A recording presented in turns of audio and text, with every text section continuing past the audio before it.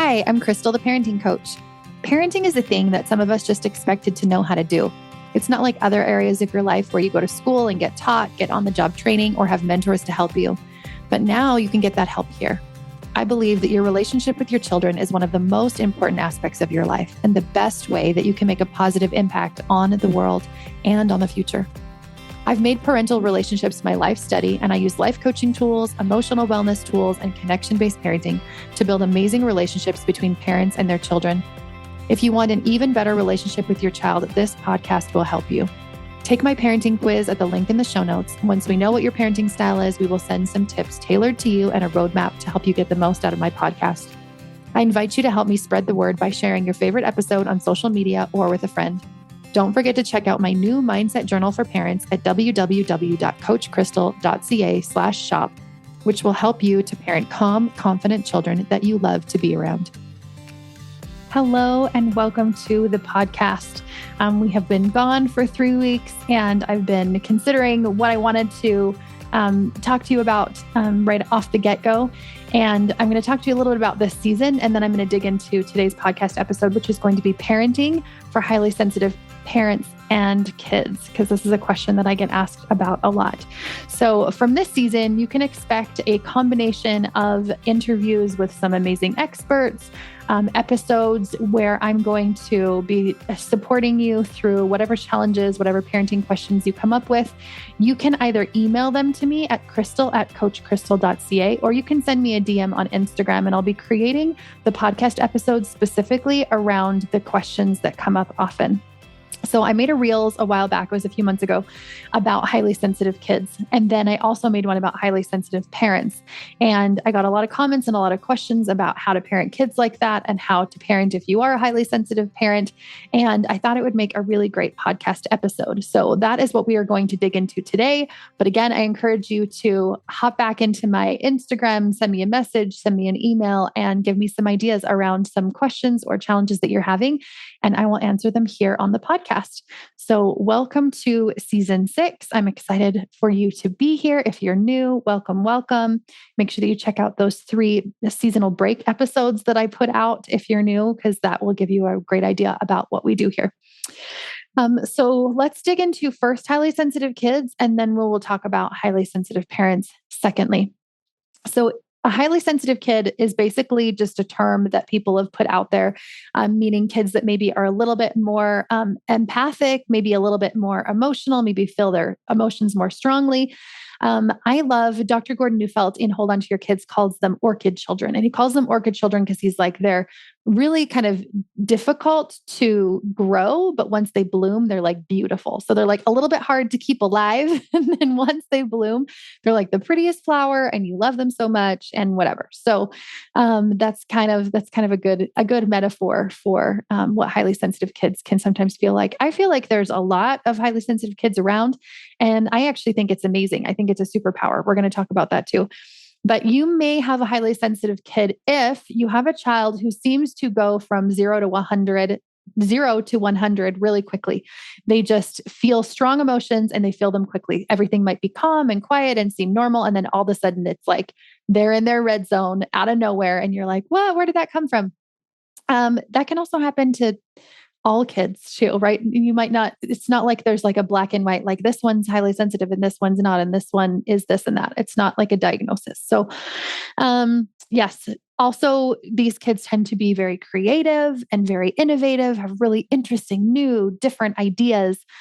For my kids, they've also been really artistic. And I see this in a lot of other people's kids too, like, not necessarily like drawing artistic, but just like artistic in lots of varieties of ways. But creative for sure. Another one, I think like the more general way of looking at it is that they feel their emotions really strongly. And this happens on both ends of the spectrum. So both when they're feeling compassion and love and kindness, they're like the most empathic and the most loving and the most caring when they're feeling good. And when they're feeling bad, when they're not feeling great, then they're also really strong. It's almost like they feel their emotions at a heightened level. Another thing that I've noticed with highly sensitive kiddos is that they're a lot more in tune with their shame, like almost like they feel it more strongly or something. And they just like hate that feeling because it's a pretty strong negative feeling to have.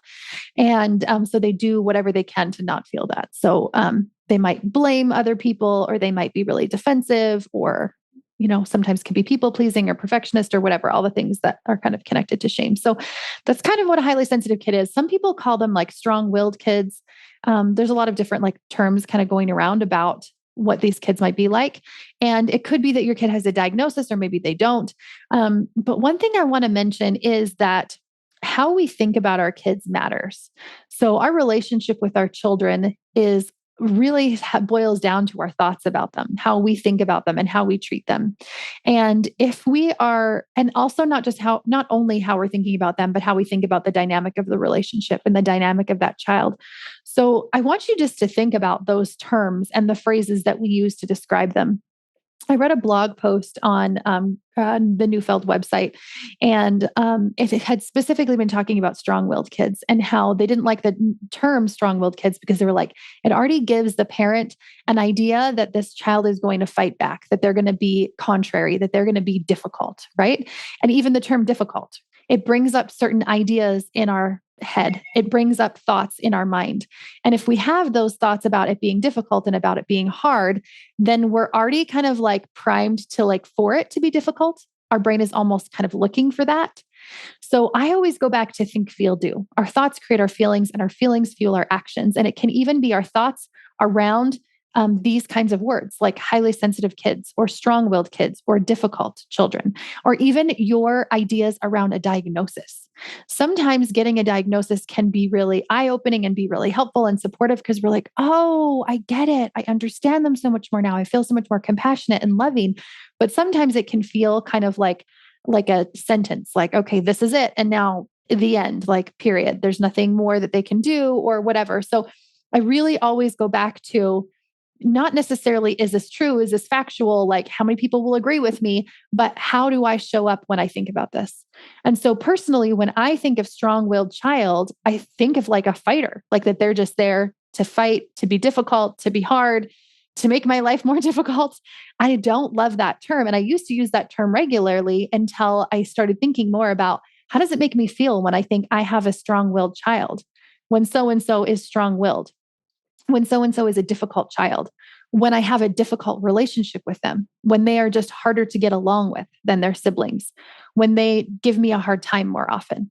All of those phrases are going to make me have a certain emotion in my body, and I'm going to show up a certain way because of that feeling. And for me, I'm already going to be like pre-frustrated, pre-annoyed, like ready for battle when this kid like gets home and I know that he's going to be upset about something or she's going to be upset about something. So I just want you to think about how you feel when you're using those terms. So if the term empath or highly sensitive kid feels good to you and you're like, yeah, that makes me understand them more. I feel more compassionate. I feel more loving. I feel like I am going to parent them from a better space now because I understand them better, then I go, by all means, go ahead and use that. But if you feel like it feels heavy to you and you're just like, oh, I don't know what to do with this. I don't know how to parent a child like this. This is really hard. Then another term might be more useful. I had a past client reach out to me and she was like, I'm so glad that you told me about orchid kids. She's like, I just love that terminology. I love thinking about my child that way. And it really helps me reframe just really quickly thinking about that. So that can be something that can be helpful too. So one of the questions that people asked were, how do you parent highly sensitive kids? So several of my kids are what people would probably call highly sensitive. And that is what got me into this work because they were, in my mind at the time, a lot more difficult to parent. And I didn't know how to handle them and I didn't know how to parent them. And that is what got me into changing my parenting. So what I talk about on this podcast in connection and connection-based parenting, some people call it conscious or gentle parenting. All of that is how you parent highly sensitive kids because these kids are so much more sensitive. They're so much more emotional that they can even just hear, if you've noticed, even to like your tone of voice switching or like certain, like, I don't know, eye contacts or not having eye contact or something can set them off. They can be like upset about something that you're like, what? That was such a tiny little thing. Or that was just like a little phrase that I used or a little tone. My kiddos are definitely like this. They're so particular about tones and about words that are used. And so lots of times my one daughter will come up to me and she'll be like, why are you so annoyed right now? And I was like, I'm not annoyed. I'm just putting you to bed. Like, I haven't even said anything. And inside, I'm like, I do kind of feel a little bit annoyed. Like I was feeling annoyed, but I hadn't said anything and I didn't think I was even showing it. But she's just so good at being able to pull that out and know. And she's like, I could tell by your tone of voice, or I can tell by your eyes or whatever. And I think that kids are so much more emotional beings than they are thinking beings. I actually think this about every human, but I can pretend all day long that I'm compassionate and kind and calm. But if I'm not feeling that inside, that is what our kids are going to get. Right? We can say what we want to say all day long, but they're gonna feel what we feel. So if I'm annoyed, they will also feel that. So the best way to parent these highly sensitive kids is to can do connection-based parenting, is to focus on connection versus rewards and punishments and sticker charts and bribes and threats and all of those traditional parenting tactics, because they're going to be so much more harmed by it. They're going to be so much more hurt by it because all of those little ways of interacting with them, they're going to be really sensitive to, so if we send them to their room, or if we yell at them, or if we use shame in our tone, or if we ground them, or whatever those more traditional parenting tactics are, they're going to feel that really deeply. They're going to feel that hurt deeply.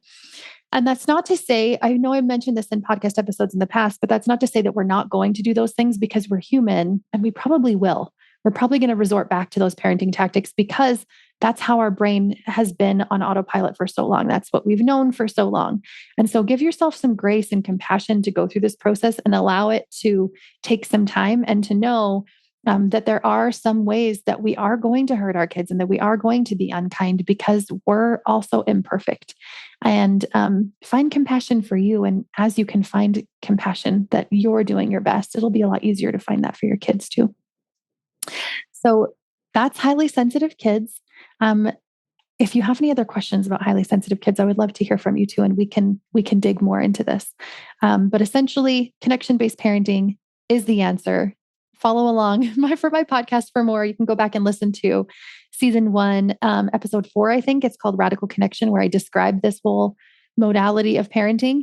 And then all of the rest of the podcast episodes are dedicated to help you do your own healing so that it becomes a little bit easier. And we just do a little bit and a little bit and a little bit better over time.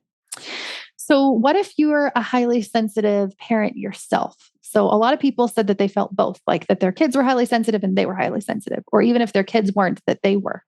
So this might be the same kinds of things. Maybe you're really creative. Maybe you feel like you feel emotions on both sides of the spectrum really strong. Maybe you feel like you go to 0 to 100 in like no time at all. Maybe you just feel really emotional, and you just kind of describe yourself as that kind of empathic person, right? Like you can feel other people's feelings almost. You can almost feel what they're feeling when you go into a room or when you talk to somebody. So you probably know, if you're a highly sensitive parent, this probably makes sense to you. But a lot of the times, highly sensitive parents are a little bit more sensitive to like noise, touch, texture. I was just talking to a friend of mine who feels like this really describes her. And she was like, I just get like so touched out. She's like, there's just a point during the day where I'm like, oh, I just don't want anybody to touch me anymore. She also feels like even to like textures, clothing or whatever, that she is sensitive to that, and to like noises, yelling, stuff like that. Like it's almost like it triggers her like subconsciously, instantly, just like all of a sudden. So there's a few things that can be helpful. And this one is like super practical and might seem super silly, but it actually can be so helpful. And I've had clients in the past who did this and found it really supportive. This is getting headphones. So it could be like Bluetooth headphones, or it can be those noise canceling headphones. You can actually still hear your kids through them. There isn't anything, at least that I've tried, that like entirely blocks out all noise. I have some for my kids and they don't ever feel like it blocks out all the noise. And I've had clients in the past who've used this and felt the same way. So you will still be able to hear your kids even with the noise canceling headphones in. But it just kind of dampens all of that noise, all of that stuff going on around you. So you don't feel so uptight about all of it, right? Because it's almost like if you're sensitive to the textures and the taste and the smell and all the things happening, you're already stimulated. And so it's easy just to like tip over to overstimulation because those things are already kind of building. One of my friends described it like, one of my parenting coaching friends described it like lava. It's like lava inside of a volcano. And it's like the lava is like building and building and building and building and building. And eventually you explode. So it's not like the explosion just like all of a sudden came out of nowhere. It was actually building throughout the day. So if you're sensitive to textures, tastes, touch, smell, all the things, you're going to be building that throughout the day, even if you don't really notice it. So number one would be headphones. Number two for me has been meditation. Meditation has been so supportive. I notice a huge difference on the days that I meditate and the days that I don't. And I don't mean you have to sit down and like meditate for 20 minutes. Like, I mean, like even giving myself a 60-second, like taking deep breaths, focusing on my breath, clearing my mind. The thoughts will come back in again. That's still meditation. That's fine. And you just clear it out again. They keep coming in and you just keep clearing them out and just focusing on your breath and focusing on silence and stillness and space. The days that I choose to do that in the morning go so much differently for me. I feel so much different when I do that. And it's interesting because I didn't even really notice that. I was like doing it sometimes and not sometimes. And then I started to notice, oh, there's some days that I just feel a little bit more agitated, just like going into the day feeling that way. And that when I start out my day with meditation, it makes a big difference for me. If you have my book, Burn This Book, I've talked about it in the past. You can go check it out at the link in the show notes also. There's a whole list of emotional self-regulation techniques. So there's more than just meditation there. And any of those practices are going to be helpful. But meditation for me regularly has been really helpful. Another thing has been zones. I'm not going to dig into this too much because I have talked about this a lot, but it's like red light, yellow light, green light, red zone, yellow zone, green zone. And so red is when I'm like, have totally lost it and I'm feeling really strong emotions. This can both be like a positive and a negative energy state. And I don't mean positive and negative energy like emotion, but I mean positive energy as in like a lot of like anger or rage or like that energy that kind of needs to be used up, like intense restlessness or frustration. And there can also be that like negative energy where you're feeling lower, like really sad, really melancholy, really like withdrawn. So there's different emotional regulation techniques you can use for both of those. That's also in the book. But your red zone can be either. It's just like an extreme amount of emotions in either direction. And when you're feeling red, I always say, don't parent in the fire. Go find something to help yourself calm down and get back down to your green zone and get a little bit more regulated. And then you can be a little bit more logical in your response. Because when we're high on emotions, we're low on logic. It's like a teeter-totter that goes back and forth. So we're just trying to find ways to support our nervous system so that we can go back down to that neutral space again, so that we can better use the tools that we already have. Because as parents, we already have parenting tools. And so then the last one would just be the regulation ideas that I talk about in my book. I'm just going to list a few off of them. I've listed a few off of these before that you can try and use. One of the favorite ones that I mentioned before was that like when your back is on the ground and then your legs are up against the wall. That's like a yoga position, but also good for regulation. You can do things like chewing gum or crunchy food or shaking a sensory bottle. A weighted blanket can be helpful. If you have kids that are highly sensitive, I highly suggest a weighted blanket. My kids love that. You can try prayer, meditation, counting down from 10, drumming, doing like a push up against the wall. One of the ideas in here is breaking china, like throwing dishes into like a dumpster. Make sure, my mom always says, make sure you're wearing safety glasses if you do that one, but like doing something to kind of just like let that out. So there's a lot of different nervous system regulation ideas you can do. But the one last thing that I'm going to leave you with in highly sensitive parents is that the biggest thing that we can do to change our parenting and to help parent highly sensitive kiddos and to help ourselves as a highly sensitive parent is to work on our relationship with ourselves. And I know I hammer this in like every single episode I ever talk to you guys about, but it's because it's so true and it's so useful and it's so helpful. So how I view myself as a person, how I view myself as a parent, that is where I'm going to make the biggest shifts and changes in my parenting. So if I'm a highly sensitive person or if I'm parenting a highly sensitive kid, the biggest work that I can do is on healing myself. And for me, healing looks like things like meditation and thought work journaling and pulling some of those thoughts into the model and rewriting some of those thought stories that I have so that I'm treating myself better. so that I'm taking better care of myself, so that I'm meeting my needs better, that I'm that comforting and supportive person for myself. Some people call this like reparenting or self-mothering. But the idea is that we can give ourselves what we need in that moment, that we can be a parent or a mother to ourselves in that moment, because maybe it's bringing back something from childhood that was harmful or that was hurtful for us. Or maybe we're just feeling really awful and we don't really know what to do about it. Whenever we're feeling in that moment really triggered and we dig down to like, what is this trigger all about? What am I thinking? What am I feeling? What's going on here? There's going to be some way that I'm viewing myself that is connected to that shame, that I am not enoughness. We all have some amount of I am not enoughness in our life. And when we feel triggered, it always is kind of rubbing up against that. And so the more that we can love ourselves and validate ourselves and be kind and compassionate to ourselves, and that is how we're going to be able to move through that and move through that shame and be able to parent our kiddos, no matter what our background is and no matter what their background is and their personality and their temperament and our personality and our temperament. In fact, it'll actually become almost like a talent, like almost like a gift, because I really think it is. I see it in my kids, and I definitely see that in highly sensitive parents also. I think that as we can learn to harness that gift, that we can really use it for good. I was coaching a lady at at the retreat that I was having, and she was talking about just, what parenting is supposed to look like and whatever, and these kind of ideas in our mind about what we have. And she kind of felt like she wasn't doing it right because she kind of has like more of a goofy, silly, fun personality. And when she started to use more of that goofy, fun, silly personality in her parenting, she was like, oh my goodness, it worked so well. It like almost instantly diffused the entire situation.